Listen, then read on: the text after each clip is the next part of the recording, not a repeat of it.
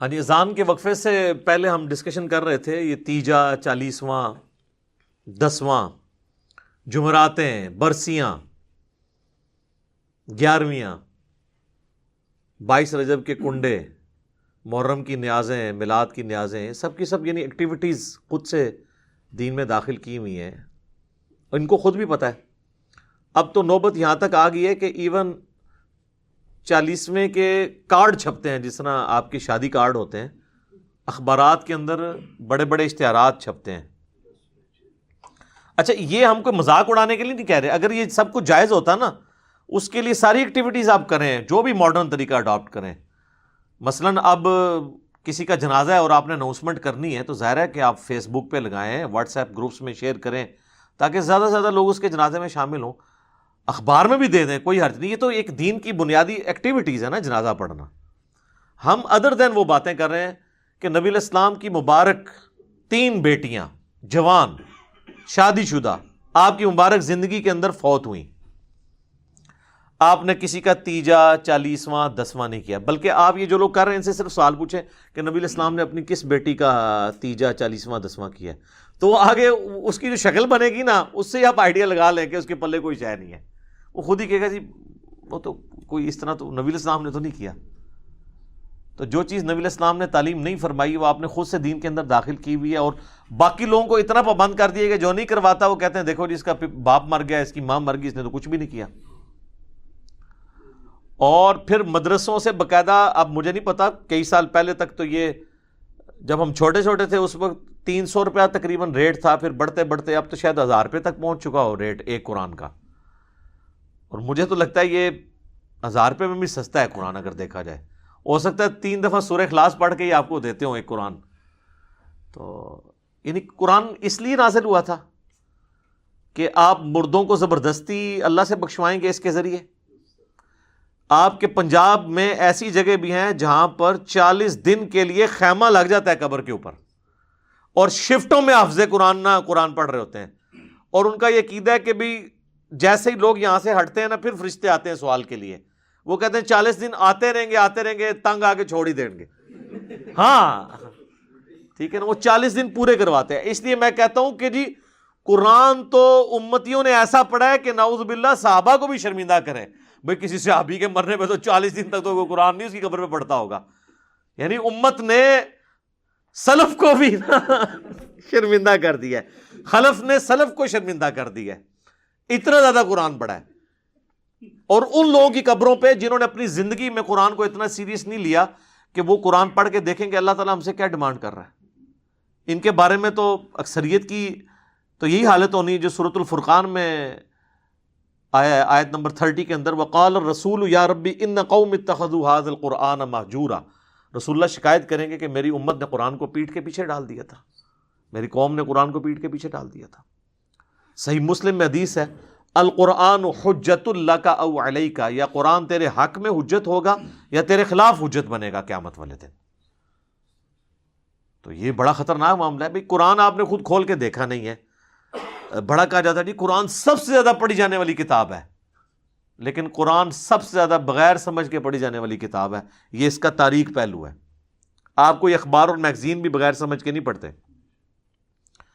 آپ دیکھیں پرانے زمانے میں جو بوڑھے پڑھے لکھے نہیں ہوتے تھے نا، تو وہ دکانوں پہ جا کے نا کوئی ایسا بندہ ڈھونڈتے تھے جو اردو پڑھ سکتا تھا، تو اسے اخبار دے کے کہتے تھے کہ پڑھ سنا آج کیا خبر میں آیا۔ لیکن وہ جن بابوں کو آپ یاد کرتے ہیں نا، ان بابوں کے بارے میں آپ کو یہ کبھی نہیں ملے گا کہ انہوں نے کبھی قرآن پکڑ کے مولوی کو دیا ہو کہ پڑھ بتا، مجھے بتا اللہ نے کیا لکھا ہے۔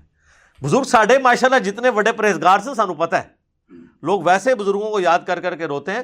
اسلام نے جتنا اچھا دور یہ دیکھا ہے نا صحابہ، تابعین، تبع تابعین کے بعد، پچھلی 1000 سال تاریخ میں اسلام پہ اتنا اچھا دور نہیں آیا کہ ہر بچے کے موبائل میں قرآن بخاری مسلم ترجمے کے ساتھ موجود ہے۔ ہمارے تو بزرگوں نے کیا، ان کے ٹیچرز نے جن سے وہ قرآن پڑھا کرتے تھے وہ بھی خالی ناظرہ ہی ہوتے تھے، ان کو پتہ ہی نہیں تھا کہ قرآن کے اندر کیا لکھا ہوا ہے۔ بہرحال یہ یعنی اس طرح کی رسومات چل رہی ہیں، اور باقاعدہ آپ دیکھیں میت کے اوپر وہ سوگ کرتے ہیں۔ سوگ تو ٹھیک ہے، بخاری مسلم میں حدیث ہے کہ میت کے اوپر 3 دن سے زیادہ سوگ نہیں ہے، سوائے بیوی کے وہ اپنے خامند کے مرنے پہ 4 مہینہ اور 10 دن سوگ کرے گی. 3 دن سوگ کرنا ہے آپ نے، بالکل وہ تو درست ہے. لیکن وہاں جا کے وہ پھر الفاتحہ کہتے ہیں، اور ایک دفعہ سورۃ الفاتحہ، پھر 3 دفعہ سورہ اخلاص پڑھ کے تو مردے کو وہ اصالہ ثواب کرتے ہیں. اور جتنی دفعہ کرتے ہیں وہ مطلب وہ کر کے کرتے ہیں. دعائیں مغفرت کریں آپ، میں نے دعائیں پہلے بتائی ہیں. اس طرح قرآن پڑھ کے بخشنا تو ثابت نہیں ہے. اور اولاد اگر خود پڑھ رہی ہے قرآن تو وہ آٹومیٹکلی ثواب ملے گا. اولاد کو تو بخشنے کی ضرورت بھی نہیں، اور اس کے لیے ماں باپ کا مرنا بھی ضروری نہیں، زندگی میں بھی ان کو ثواب ملے گا. پھر وہ کلمہ بھی پڑھا جاتا ہے. کہتے ہیں 70,000 دفعہ کلمہ جس نے اپنی زندگی میں پڑھ لیا وہ بخشا گیا. اور کئی جو بوڑھیاں ہیں، بوڑھے ہیں، انہوں نے اپنے لیے پڑھ کے رکھے ہوتے ہیں اور ایکسٹرا پیکج بھی بنا کے رکھے ہوتے ہیں. انہوں نے اپنے کوئی قریبی فوت ہو جائے نا تو اس کو کہتے ہیں یار یہ میری طرف سے 70,000 دفعہ، مراد یہ کہ یہ لے جنت کا ٹکٹ. اور یہ بڑے بڑے ذمہ دار علماء نے یہ کام کیا ہے. آپ فضائل اعمال ذرا کھول کے دیکھ لیں، اس کے اندر ایک واقعہ موجود ہے. نبی علیہ السلام کی وفات سے آلموسٹ 650 سال کے بعد کا یہ واقعہ ہے، کیونکہ وہ شیخ قرطبی جو ہیں وہ ان کا ٹائم پیریڈ یہی بنتا ہے. وہ کہتے ہیں جی شیخ قرطبی کا بیان ہے. شیخ قرطبی کو بھی بیچارے کو نہیں پتا ہوگا، اس کی طرف ایک منسوب ہے. شیخ زکریا کاندھلی فضائل اعمال میں لکھتے ہیں کہ انہوں نے نا وہ ایک ایسے نوجوان سے ملے کہ جسے کشف ہو جایا کرتا تھا کہ کون جنت میں ہے اور کون جہنم میں. اللہ اکبر.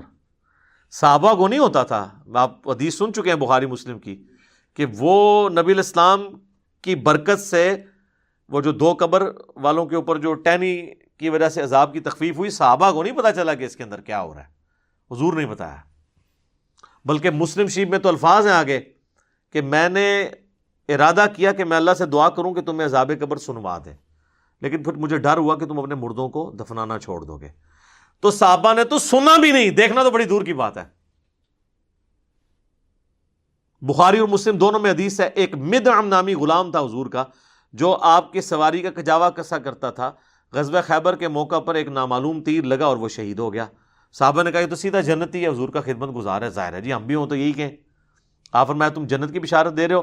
اس نے مال غنیمت سے ایک چادر چوری کی تھی، اللہ نے مجھے دکھایا وہ آگ کی بنا کے اس پہ ڈال دی گئی ہے.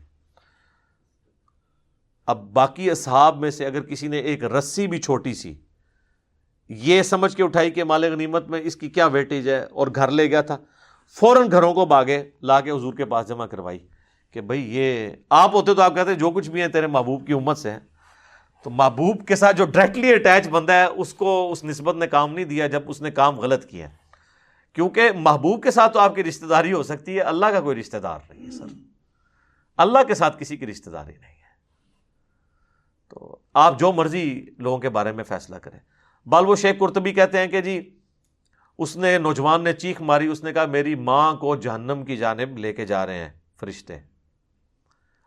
تو وہ شیخ کہتے ہیں کہ میں نے دل میں ارادہ کیا کہ میں نے یہ سنا ہے کہ جو 70,000 دفعہ کلمہ پڑھ لے اس کی مغفرت ہو جاتی ہے. تو کہتے ہیں میں نے اس کی تصدیق کرنی تھی کہ یہ جو کہتے ہیں نا آواز آئی، پتہ نہیں یہ آواز ٹھیک آئی ہوئی ہے کہ غلط، قرآن حدیث میں تو کہیں نہیں ہے. تو کہتے ہیں میں نے دل ہی دل میں نا وہ 70,000 دفعہ کلمہ پڑھا ہوا TCS کروا دیا کوریئر سروس کے تھرو، اور دل میں نے نیت کی کہ میں اس کی ماں کو بخشتا ہوں. کہتے ہیں تھوڑی دیر بعد وہ نوجوان مسکرانا شروع ہو گیا کہ وہ 70,000 دفعہ کلمہ اسے پہنچ گیا ہے، اس کی وجہ سے اس کے لیے جنت کا فیصلہ ہو گیا. اور شیخ فرماتے ہیں مجھے اس واقعے سے 2 چیزوں کی تصدیق ہو گئی. ایک تو یہ تصدیق ہوگی کہ یہ صاحب کشف جو ہے یہ صحیح ہے، واقعی اس نے دیکھا ہے، یعنی وہ جہنم سے جنت کا فیصلہ ہوا ہے. دوسرا مجھے یہ بھی تصدیق ہوگی کہ 70,000 دفعہ کلمہ اگر کسی کو TCS کروا دیا جائے ارجنٹ میل سروس کے تھرو تو اس کی وجہ سے اس کی مغفرت ہو جاتی ہے. یہ ان کا معیار ہے چیزوں کو چیک کرنے کا، کہانیاں بنانے کا، ان میں رنگ بھرنے کا. تو سر جب آپ لوگوں کو یہ چیز بتائیں گے تو لوگ تسبیح پہ لا الہ الا اللہ کلمہ ہی پڑھیں گے نا، پھر قرآن تو نہیں ترجمے سے پڑھیں گے. اتنی ٹینشن لینے کی کیا ضرورت ہے کہ قرآن ترجمے سے پڑھو پھر اس پہ عمل کرو پھر اس کی تبلیغ کرو. اس کی وجہ چپ کر کے 70,000 دفعہ کلمہ پڑھ لو، دیٹس آل. اور آپ پڑھ لو اور سب کی طرف سے ایک دفعہ پڑھ لو، عیاشی کی زندگی گزارو. کس غیر محسوس طریقے سے انہوں نے امت کا جنازہ نکالا ہے. اسی کی آپ باقیات آپ دیکھ لیں، پھر لے کے بیٹھے ہوتے ہیں گٹلیوں پہ. وہ کہتے ہیں 1.25 لاکھ دفعہ آیت کریمہ 1.25 لاکھ دفعہ جناب کلمہ، اور پھر باقاعدہ جب دعا ہو رہی ہوتی ہے تو اس میں بتایا جاتا ہے کہ اتنے قرآن، اتنا کلمہ، اچھا جی، اور پھر یہ بتایا جاتا ہے جی تیسرا کلمہ اتنی دفعہ، تیسرا کلمہ علیحدہ سے آتا ہے نا، پہلا کلمہ اتنی دفعہ، درود شریف اتنی دفعہ، اور جو بیچ میں کچھ لچ تلنے والے ہوتے ہیں نا، وہ دعا کے دوران بھی کہہ دیتے ہیں کہ اے جی 1000 دفعہ جو ہے نا سورہ اخلاص میری طرف بھی پاؤ،